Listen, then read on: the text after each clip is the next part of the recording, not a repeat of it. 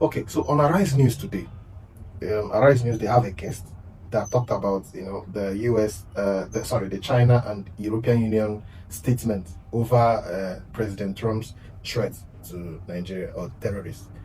I want you to just watch this video, then we'll talk about it at the end. Just watch this video. A blazing U.S. military intervention in Nigeria has generated mixed reactions around the world. Trump claimed that the Nigerian government has failed to prevent attacks on Christians, a statement that the Nigerian government has debunked, reiterating that the religious persecution was impossible and a country under the country's laws and constitution. Reacting to Trump's threats, China vehemently opposed the planned U.S. military action in Nigeria, reaffirming its support for President Bola Tinubu's government as it leads the country through this current turbulence. Equally, the European Union expressed solidarity with Nigeria, declaring full respect for the country's sovereignty and reaffirming its commitment to strengthening cooperation and peace building, interfaith dialogue, and human rights protection. Joining us on the show to discuss Trump's threat to invade Nigeria and FG's reaction is Professor Bolaji Akinyemi, Nigeria's former Minister of Foreign Affairs. Great to see you again, sir. And the last time we saw was at Dr. Bati's book launch. You're looking dapper as always, and you're looking great as always. Thank you. Let's go straight to it. Is there Christian genocide in Nigeria? And can we even define genocide? Okay. I'll tackle your question straight away. But first of all, let me be polite and say good morning to you, to Ayo, and to Mrs. Ekpeyon. I could never pronounce her first name. So, Mrs. Ekpeyon, good morning. Thank you, sir.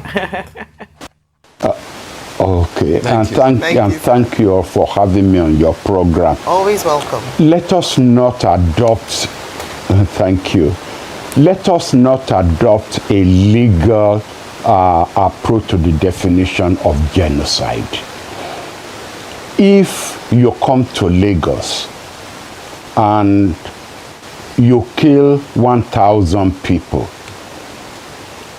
people may say, well, according to the Geneva Convention, that is really not genocide. 1,000 people, there are millions of people in Lagos. If you go to my village, kill 1,000 people, there are probably going to be only 5 people left. And that will be genocide. So it's a common sense definition we should adopt in dealing with this matter of Nigeria. If you live in the middle belt, there's no genocide, then you don't know what you're talking about. In fact, people who say there's no genocide in the middle belt, I would suggest they go and live in the middle belt, in Jos or wherever, for 100 days, and then they will come back onto your program and tell you their experience. People who say that Muslims are not being killed, to Kano, to Sokoto, to Zamfara, or not spend days there and come back to your program and say that I made a very rational point this morning. He said, why would any Nigerian leave his village and go and live in an IDP camp? I visited those IDP camps when I was serving on the Boko Haram committee. For God's sake, even the hygiene there will not encourage you to send your, in fact, it is better to send your enemy to prison than to send them to an IDP camp. So why will a Nigerian go to an IDP camp if he's not running away for his life? Why will a Nigerian abandon his farm, which is the mainstay for sustaining his family, if he's not afraid that he will be attacked and he will be killed on that farm. So let us pardon Trump for the bombastic language that we know Trump. He's used to that. But the basic questions we should be asking ourselves are Nigerians getting killed in Nigeria? And the answer is yes. Let us not get into a religious civil war. It's not a question of whether Christians are getting killed or Muslims are getting killed.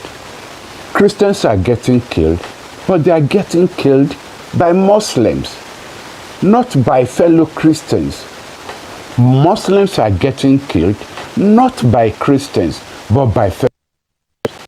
What we would like to see is that the killings should stop. And to me, the most sensible statement I have heard made, and on this question within our circle in Nigeria, is that by Pastor Adeboye, who has said that our own president should approach Trump and tell him what he intends to do and ask him for 100 days to prove that he can tackle the situation that is at hand. Because we must not deceive ourselves. After how many years has the Nigerian government, and not just the Tinubu administration, this thing goes all the way back to the Chibok girls under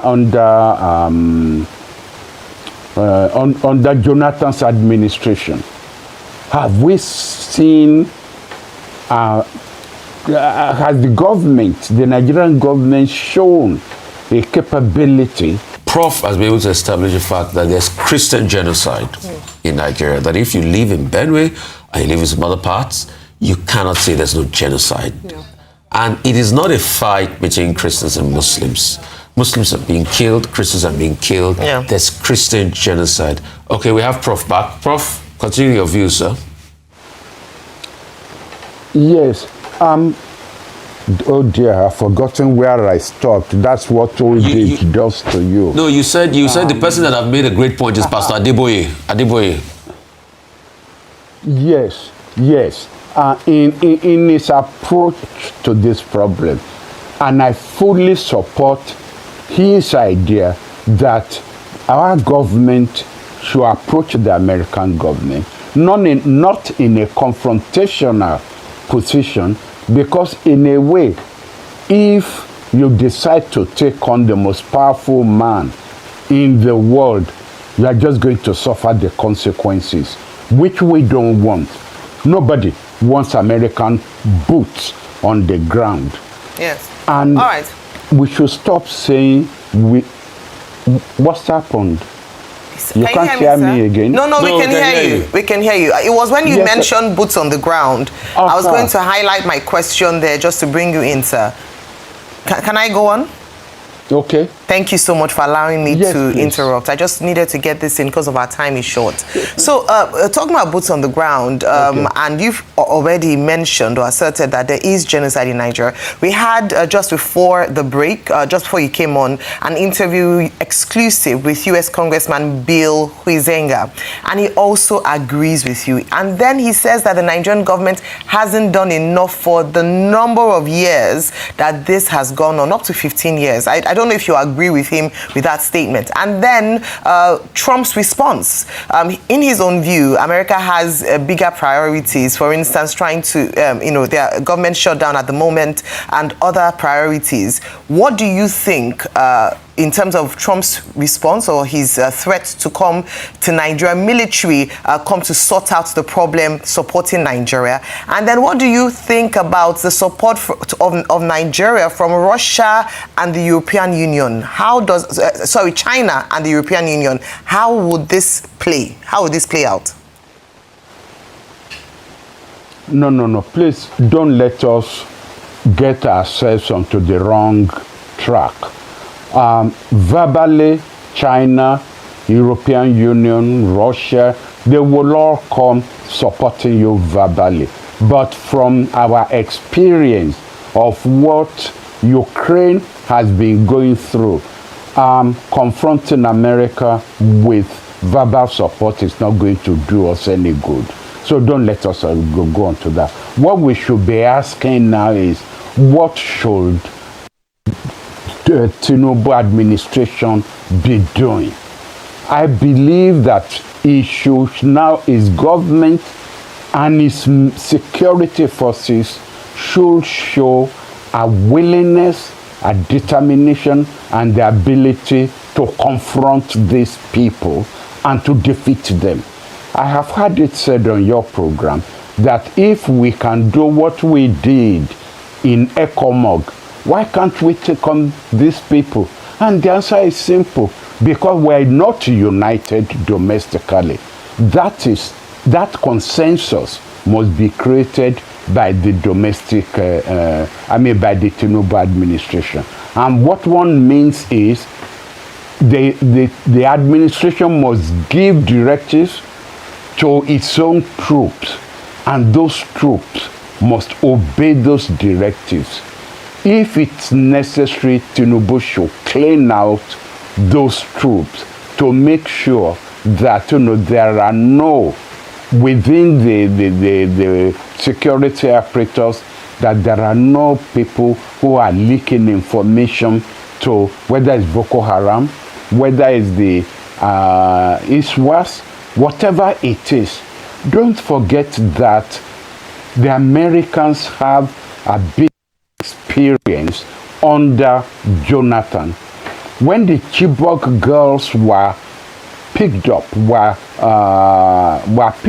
the Boko Haram, the Americans came in quietly with the support of the Jonathan, at the invitation of the Jonathan administration, and in collaboration with the Nigerian troops, agreed on what because they discovered the camp where these girls were being kept. And they said, all right, we will throw gas into those camps. And while everybody is sleeping, including the Boko Haram, we'll go in with the Nigerian troops and take out the girls. When the Americans sent the reconnaissance aircraft over the camp, what did they find? Boko Haram troops, Boko Haram militia were wearing masks, which means somebody within the Nigerian army had leaked to the Boko Haram what the plan was. The Americans pulled out. They were not going to subject their troops to this. So we must clean out from within the Nigerian troops people who are sympathetic towards the Boko Haram or ISWAS or whatever it is. But if you want to stop Trump from doing what he says he wants to do, the Nigerian administration must show a determination to clean out this ourselves. But don't let us get into this internal civil war, religious civil war. Christians are not being killed, Muslims are not being killed, Nigerians are being killed. And for the first time, we are getting a superpower who says, I want to help you to clean out this mess. And then we are busy now, within ourselves, fighting amongst ourselves. Yes, it's happening. Yes, it's not happening. Trump didn't say he was coming to invade Nigeria, to occupy Nigeria. He said he was coming to help us to clean out the mess that we have not been able to clean out all these years. Okay, sir, and this is a very valid point, very salient point. I know so many people have been waiting to hear your insights on this particular issue. Now, one of the junctures where people are divided is this American support. And as you've highlighted, it's not invasion, it's not coming to invade Nigeria, but it's support to tackle the enemy that is on the ground. Now, one school of thought says this is a welcome development. We need this support because clearly we're not coping on our own. But the other school of thought says Well, this American assistance, if I may call it that, in the past, what is the track record of its success of creating sustainable peace? And number two, there's no country that does something for free. Help is a relative word when we speak in international relations and diplomacy. What will we have to give up to the economic diplomacy-led administration of Donald Trump that we know is extremely transactional? What is the cost to Nigeria? You've raised a very valid point. Based on our assessment of American involvement in several parts of the world. But you know, this same situation doesn't duplicate itself. We must make an assessment of our own needs and what we need to do to achieve peace and stability in Nigeria. If we say the Americans coming in will lead to what happened in Libya, in Iraq, in Syria, and thereabouts, and that the price we will then have to pay are probably access to our raw materials, access to the gold and diamond and all these other things that we have. On the other hand, if we don't get any assistance and we don't show the capability and the willingness to confront this, we get run by ISWAP and Boko Haram. Well, since they're in Kwara, tell me, what is the next underground stage that they will go? It is going to be southwest. And that will be the price you will have to pay. You will then have to pay the price of total destability of your country. To me, it's unfortunate, but what we are facing is not pleasant.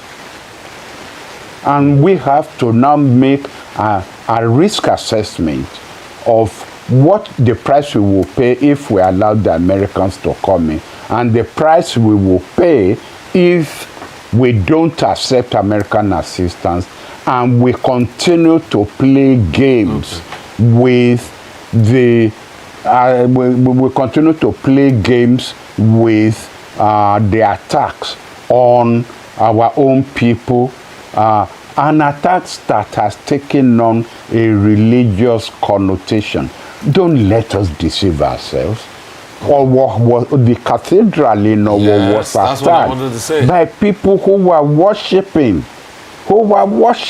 Yeah. Has anything been done about that? No. Did Buhari even make a trip to Owo to see the governor there? No, he didn't. So let us call a spade a spade. We want the killings to stop. Yes. And it is bent on our government. The buck is on Tinubu's table. He must stop the killings. And that's why I said I'm on all fours with Pastor Adeboye. Let the administration ask the American administration to give us time. And we must be prepared to show that time.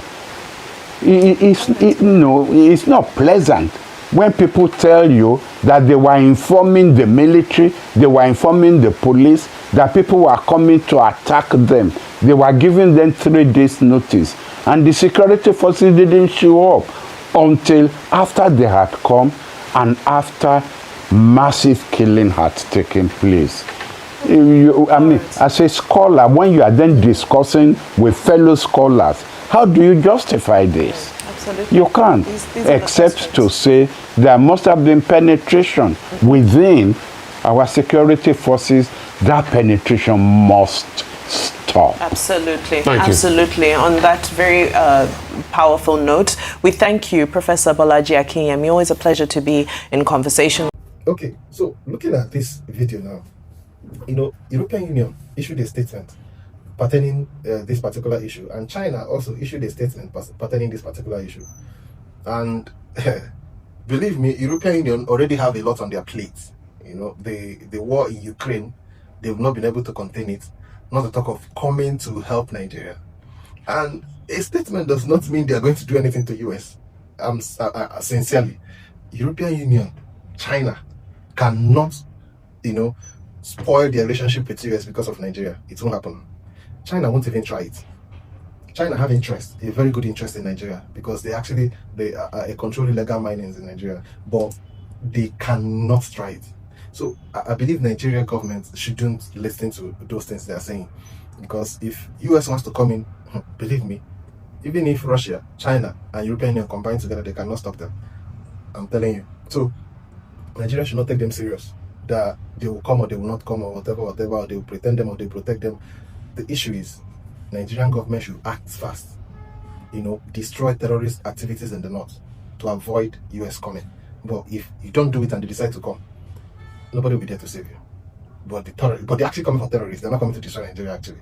You understand? And that is why most of us are in support of them coming, because a whole lot is happening up north. A whole lot happening up north. I might not normally call it a Christian genocide, but there's a genocide. People are dying. Whether it's tribal genocide, whether it's religious genocide or whatever, there's a genocide. There's a lot of deaths there, especially in the Middle Belt region. The regions that are along the Benue, Plateau, Kaduna, Gombe, all those axes, there's a lot that is happening there. And I feel the federal government knows what to do to stop US from coming. I see.